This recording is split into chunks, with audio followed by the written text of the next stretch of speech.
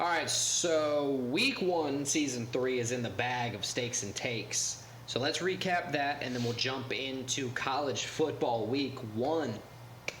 I'm excited. Can you see the smile? I'm excited. All right, recap. UFC last week, I went 4-1. Robert Valentin lost to Ryan Loder. Outside of that, GM3 beat Edmund Shabazian. Kyle Baralho won. Tabitha Ritchie won. Who's the last one? Morales beat Magny. There we go. How'd you do in UFC?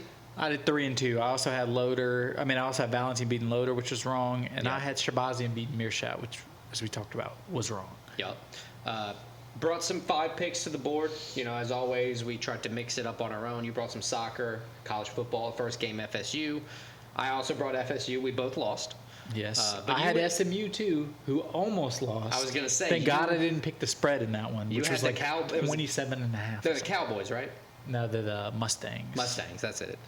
So you went 4-1 and bringing your own picks. I went 3-2. So Scheffler imploded. You know, he just had a bad week of golf. It happens, especially to the number 1 golfer in the world. He's not going to win every match. He's not going to, pay off every time. FSU lost, but I did get Vyacheslav Borshev right. I got Zach Reese right. And then the last one fails me. It was another fight, though. Either way. Yeah. Oh, no, I'm sorry. It was Xander Schauffele placing top 10 in the BMW Championship. And he did. So, shout out to him. Stakes. I had SMU, as I said, right. Yep. FSU wrong. But then I had Arsenal, Dortmund, Real Madrid all right. Get the win. So, 4-1. Pick my own picks. 7-3 overall. Take it. Yeah, I went 7-3 as well. So, start the whole week. You'll see the standings update. 7-3, both of us. And then for stakes, how'd you do? Stakes, not bad. 3-2, and I went positive money, so I'll take it to start. I also went positive money. I went 4-1, so it gives me a slight edge. I went up 2.69 units. You went up 1.03 units. Yeah. I had Valentin wrong, as I said, and I had FSU wrong. I had FSU the spread minus 11.5. I call that a bad beat at that point because they lost the game, not only lost the spread. Yeah, but usually a bad beat's like heartbreaking. They just played like shit. Yeah, they were in Dublin, though, so I guess that kind of went to it. But both Georgia teams Tech were in. played great. I was going to say both teams were in Dublin. I got Vyacheslav Borshev right, minus 230. Ritchie right. Kyle Baralho right. Xander Schauffele right. The one I got wrong was Scotty Scheffler. Yeah, I had top 5 placement. I had Ritchie as well right.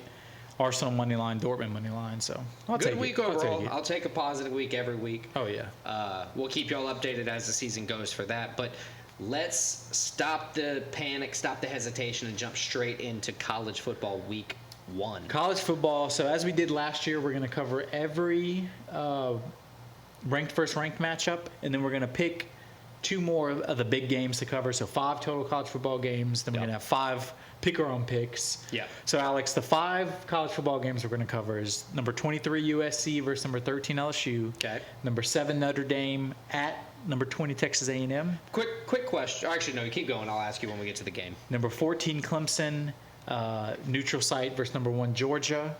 Number 19 Miami at Florida Gators, non-ranked Florida Gators. Mm-hmm. And number 8 Penn State at the non-ranked West Virginia Mountaineers. Yep. I have all those written down as well. All right, let's jump in. First game we're going to talk about LSU versus USC, right? LSU USC. Is it at this is the question I interrupted you about. Is it at USC because I noticed they're playing at Allegiant Stadium? No, it's a neutral site game. That is a neutral site. Okay. Neutral site game in Vegas, as you said, Allegiant Stadium. LSU comes in 13th. Minus 185 favorites. USC plus 155. So a 4-point spread they have on this game. LSU minus 4. Both teams. New quarterbacks, kind of new eras. Yep. Obviously, with USC, Caleb Williams leaving, Jaden Daniels leaving LSU. So probably the 2 best quarterbacks last year. Yeah. College football leaving.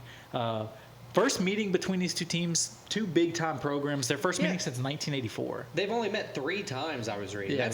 That's at least in my knowledge. For 2 storied programs like that, it is very little. Right. That was what I was thinking. One interesting fact, although it is as we said, they've met so little. Brian Kelly, when he was at Notre Dame, played the LSU coach, played USC 11 times. He went 8-3 versus USC as a Notre Dame coach. So he's familiar with the program.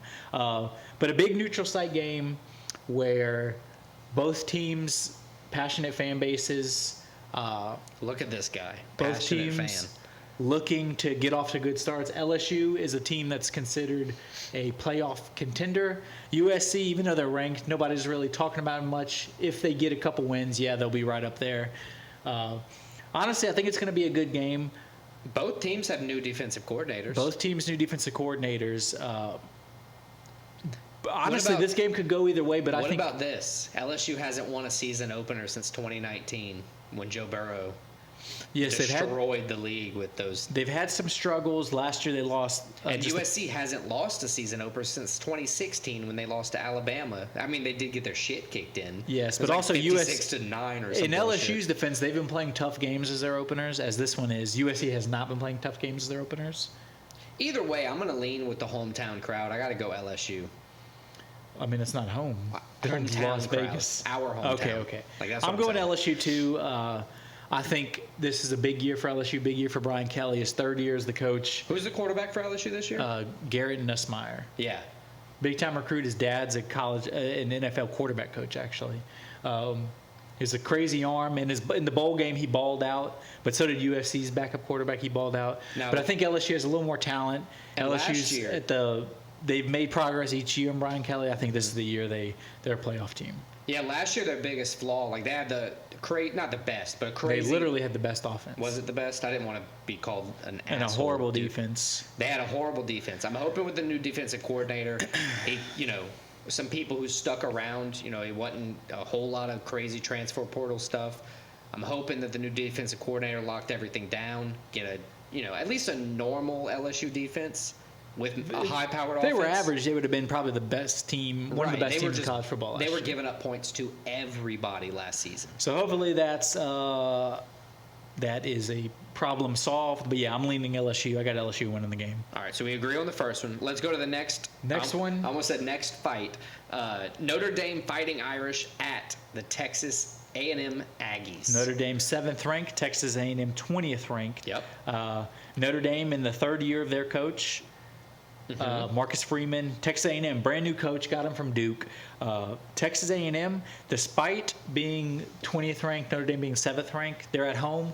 They're the favorites in this game, 3-point favorites, minus 150 money line favorites. Notre Dame has been building the past few years. I really like their coach. He's a young guy. Took him a couple years. He had some bad games, bad losses, but they've been building every year. I really like this Notre Dame team. I like the team too. The reason I feel like you're leaning. I'm leaning Notre Dame. I'm picking Notre Dame to go into Aggieland and win. Okay, so with that off the table, I think it's very possible. That's why this is one of the matchups that everybody's going to be talking about this week. It's a primetime Saturday night matchup, and it's very close. Yes. We see a lot of blowouts on primetime Saturday. This one is not at least expected to be. It's a 3-point line for the home team. That usually means it's a pretty much draw on the points.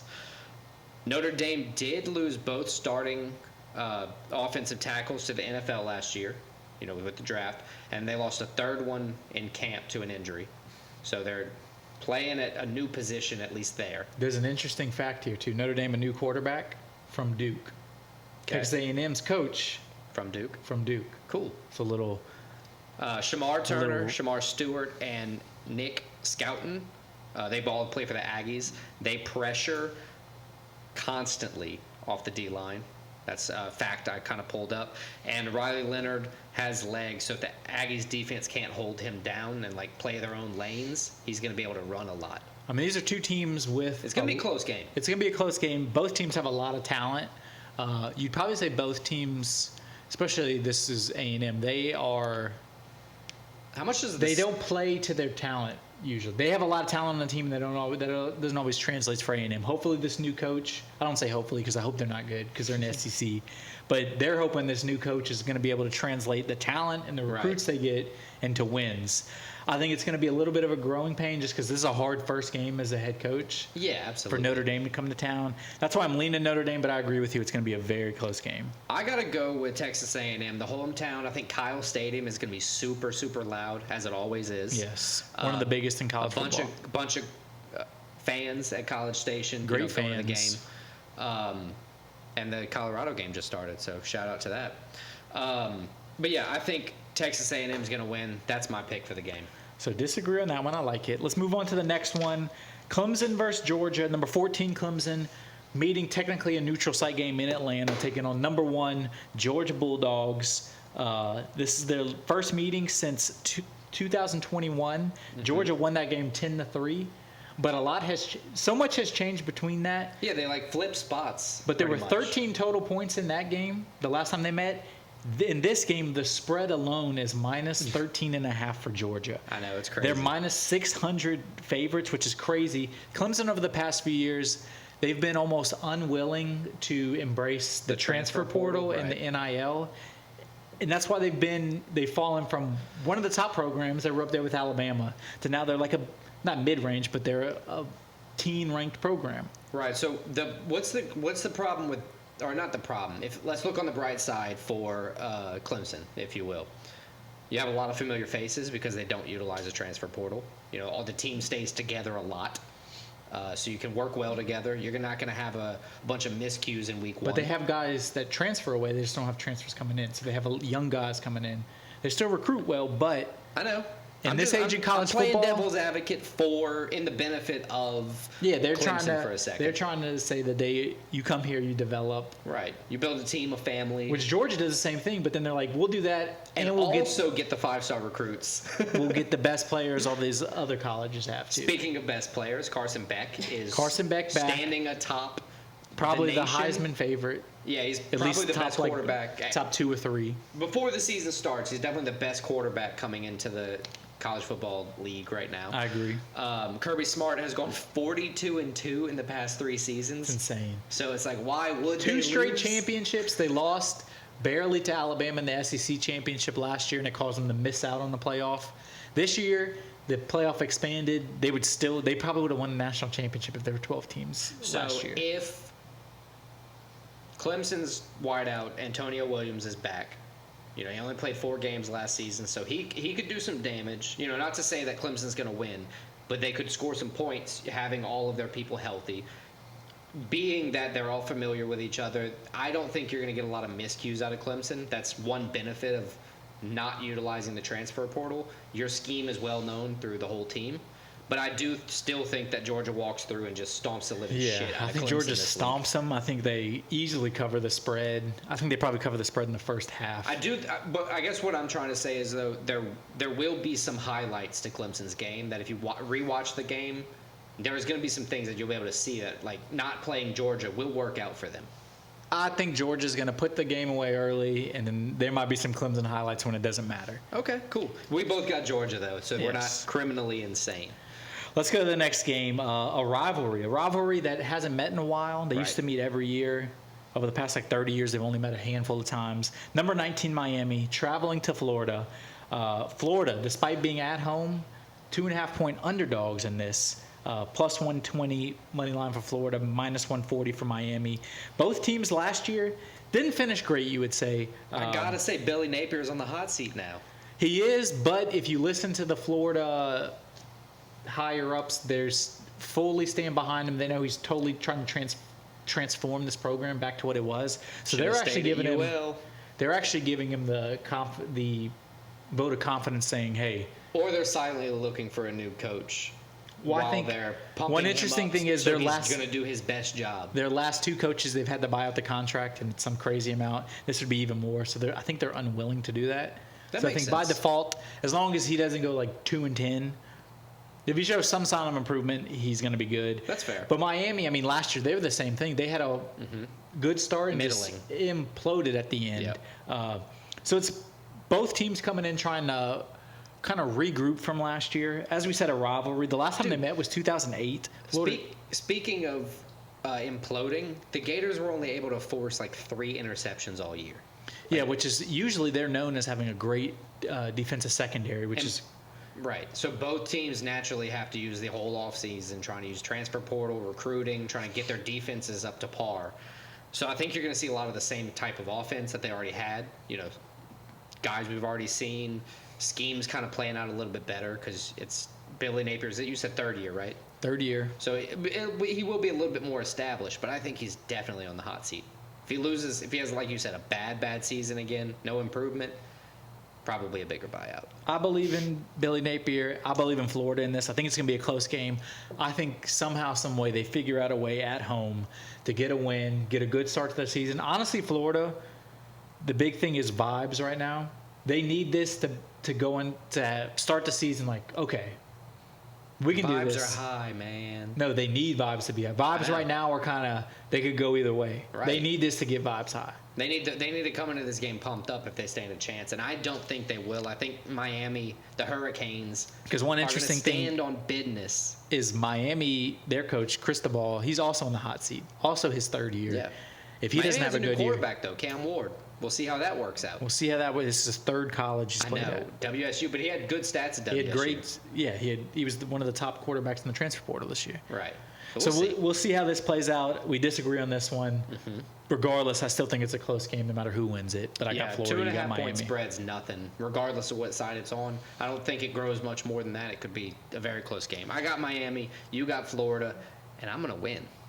Let's go on to the next one. We got the last college football game that we both pick. Number 8, Penn State, traveling to a tough place to play in Morgantown, West Virginia, taking on the West Virginia Mountaineers. Penn State, minus 320 favorites, 8-point favorite.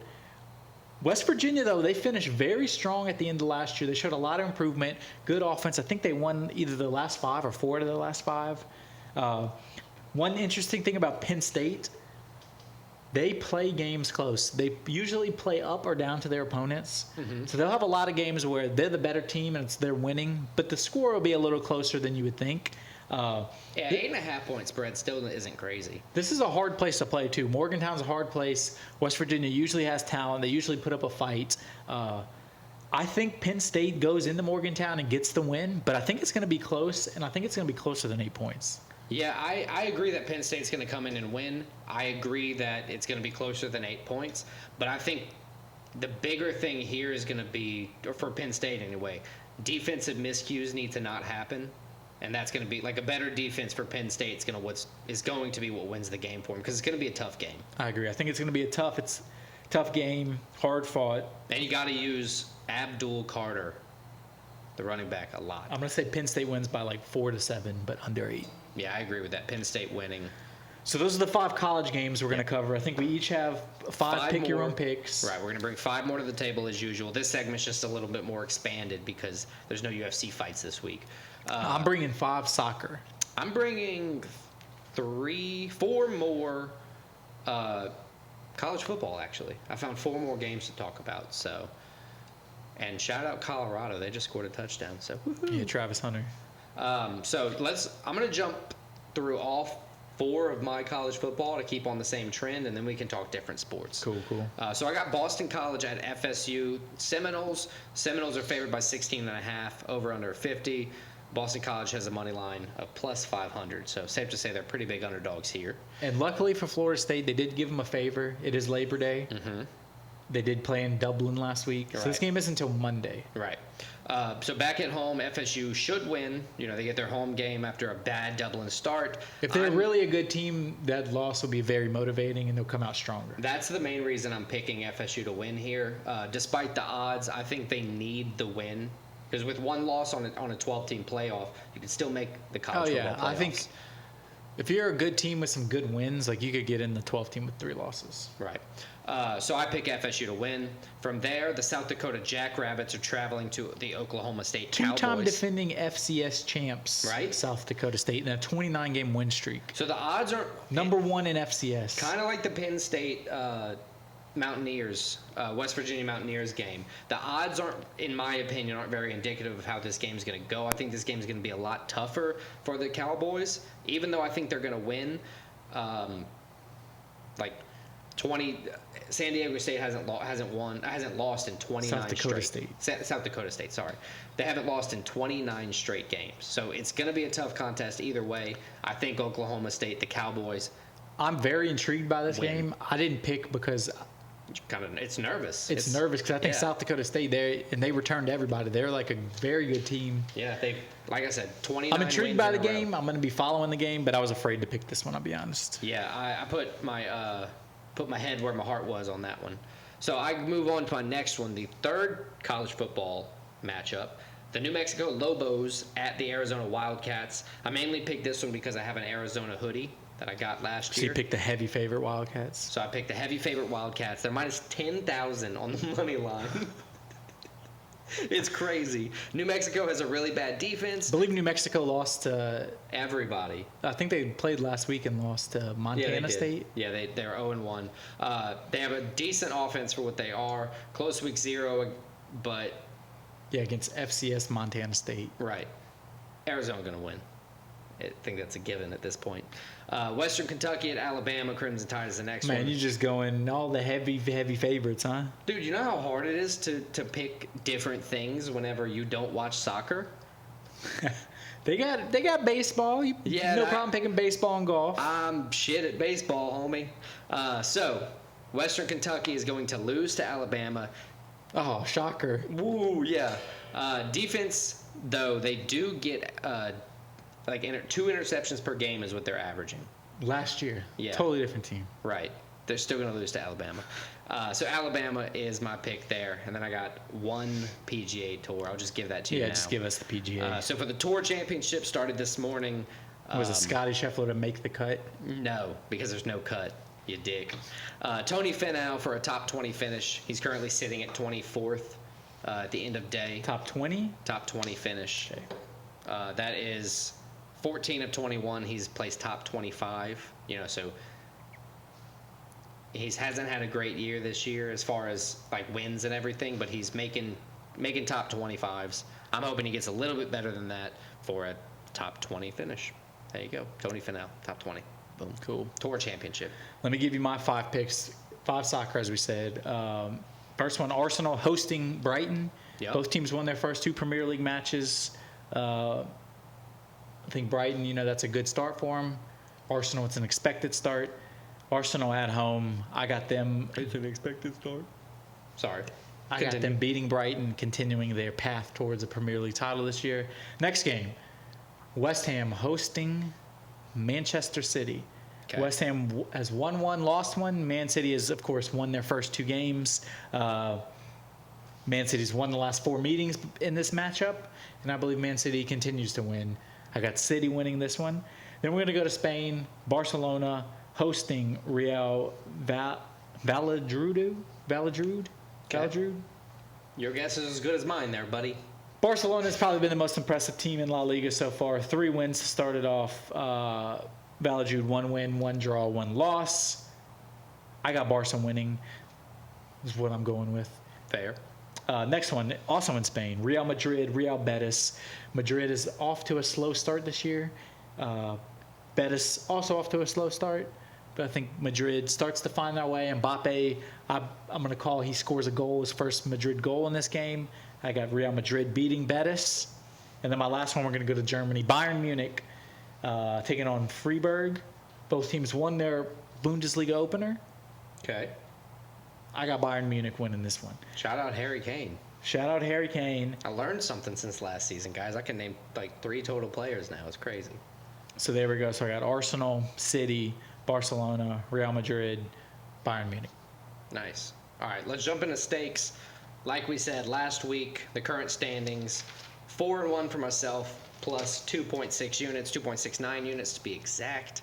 Christian, 3-2 to start the season. We're both positive. You're up 1.03 units. Let's jump into where we're putting our money this week. You got 5, right? I got 5. 10 units? 10 units, 3 college football, 2 soccer.